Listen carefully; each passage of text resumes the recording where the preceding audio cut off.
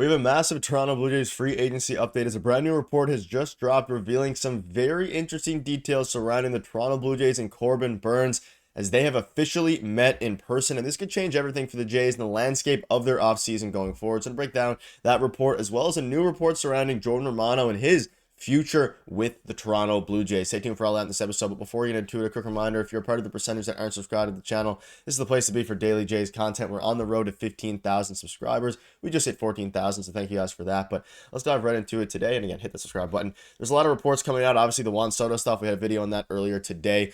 Peter will be back for the next video. And we're also going to be going live tonight to discuss some of the rumors regarding Soto and things like that. But a report dropped today from Jon Morosi. And I know Jon Morosi, a lot of fans don't like him, but he's still a fairly reliable reporter. And he came out and said the Jays have reportedly had an in-person meeting with free agent Corbin Burnes per Jon Morosi. And this came out about an hour ago. And this actually comes in a bit of surprising fashion. If you've been keeping up with the kind of free agency landscape throughout the entire offseason, we've seen Corbin Burnes be linked to the Toronto Blue Jays a couple times this offseason, but more as speculation and more preliminary things. But today we got a report, as you can see there, that for the first time, they've met with him in person. And we also saw reports come out yesterday and over the past couple days that the Yankees have met with him via Zoom. And they met with Max Fried, a lot of these people via Zoom meetings. But the Jays actually got to the point of meeting with Corbin Burnes in person. And this is happening simultaneously while, of course, the Juan Soto sweepstakes are going on. I'm not entirely sold on the Jays getting Juan Soto. Of course, we all know that. But it's good to see that they have contingency plans if Soto falls through. And this would be a very big contingency plan because Corbin Burnes is set to make a lot of money. And we'll dive into how it fits here. But at the very least, the fact that they had an in-person meeting with Corbin Burnes is a sign of things to come for this team. I think even if they strike out with Juan Soto, they're playing in the big, the ballpark of really high-end and big talent players. And we've seen in the past that they haven't necessarily always done this. But I also haven't seen any other teams that have gotten, at least reportedly, in-person meetings with Corbin Burnes. So whether they're the first, whether other teams have as well, just hasn't been reported. It's a very good sign that they've met with Corbin Burnes. And obviously, we know how good Corbin Burnes can be. He's one of the best pitchers in baseball. Last season with the Baltimore Orioles, of course, a division rival, he pitched to a 2.92 ERA in 32 games. But we know how good he is.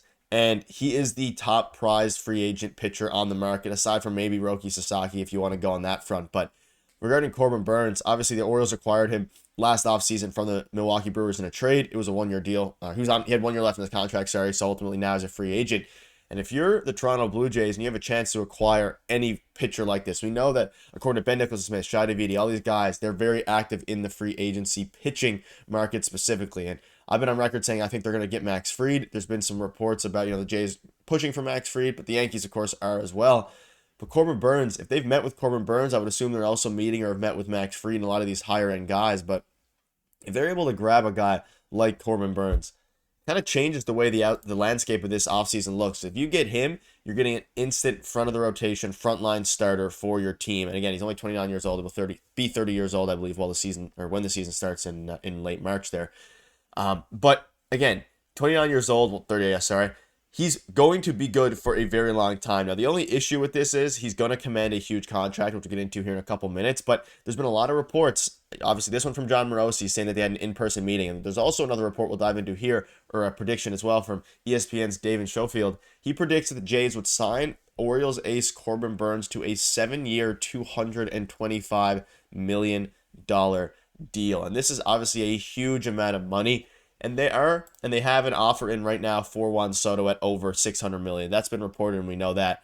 However, we also know that there's two different kind of budgets. There's a budget if they get Juan Soto, and there's a budget for other free agents if they don't get Juan Soto. And I'm curious to see if a guy like Corbin Burnes would maybe extend their budget a little bit more. He's obviously not the player necessarily that Juan Soto is. Obviously, he's a pitcher. Juan Soto's an outfielder and a hitter. But when you're looking at it from this, perspective of getting wins and making your team a lot better, maybe you could convince Ed Rogers and the front office and all the ownership to spend a little bit more on a guy like Corbin Burnes because he is the second best or one of the best players available after Juan Soto. And again, we saw he put up a 3.4 WAR last year, 3.5 WAR in the year before, 4.3 WAR. He would really help make this team significantly better. And as you look at other options, Max Fried would be probably, not quite as good of an option as Corbin Burnes, but it would be a lot less risky in the sense of not the pitching wise, but in the sense of the contract.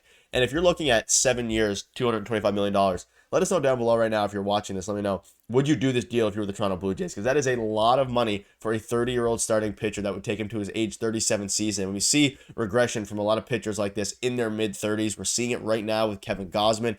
Chris Bassett obviously is a bit of a different pitcher there, but the starting rotation now of Berríos, Gausman, and Chris Bassett, and Bowden Francis, I guess, if you add Corbin Burnes into that, it's probably a top rotation in baseball. You can see this here. The Blue Jays are in a precarious position as a franchise. They swung and missed on Ohtani. This winter, they're going after Soto. All these things. They need a backup plan this time to be all in for 2025. This means going after Corbin Burnes, the number 2 player on our free agent board, or number 3 if you include Roki Sasaki. And again, the Jays are also in on Roki Sasaki. We've been seeing some reports about him probably going to the San Diego Padres, or at least saying San Diego Padres, being favorites for him.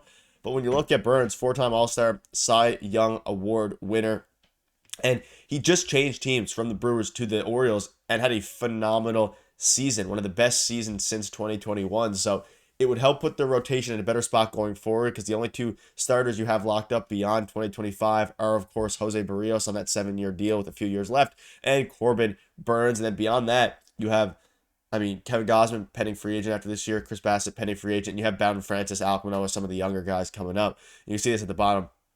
Bassett is a free agent after 2025. Kevin Gausman, of course, after 2026, and they'll need a long-term replacement. Sign Burnes, get a bounce-back season for Bichette, strengthen the bullpen, and the Jays could jump back into playoff contention, and they should sign Guerrero while they're at it, which I also agree with.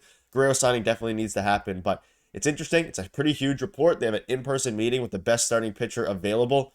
It's encouraging if you're the Toronto Blue Jays, whether or not they get Juan Soto. So let me know, would you be interested in that? And speaking of being interested, the Jays reportedly interested in bringing back reliever Jordan Romano. We saw Ross Atkins come out and speak about this, basically saying that they are all in to bring back Jordan Romano. But Caitlin McGraw of The Athletic said, nonetheless, Atkins noted the club remains interested in him and will heavily be pursuing his return and hope that's a potential reality. Romano is coming off a disappointing 2024 season that saw him miss most of the season with an elbow injury that eventually required season-ending surgery. When asked about his health, he said there's no concerns. And we covered this a little bit, but again, considering the fact that as you look at if they would strike out on Juan Soto, for example, the bullpen desperately needs reinforcements. It desperately needs help. And that help could come in the form of a guy like Jordan Romano if you bring him back on a team-friendly deal. Again, he's been, throughout his Jays career, 20-17 with a 2.9 ERA, 105 saves for Toronto, leading, being upwards of the league for the franchise, obviously. So it's going to be interesting to see what they decide to do with Romano. But at the end of the day, I think they have contingency plans this year. I think they're going to go out and try to make a big splash, whether that's Corbin Burnes, Max Fried, or some of the lower tier free agents where you add multiple, like Anthony Santander, and of course some of the other players. And we're seeing some Willy Adames buzz as well around the MLB. So let me know down below what your thoughts are on that. We'll keep you up to date with all the latest news. So make sure to hit the subscribe button. We'll see you later.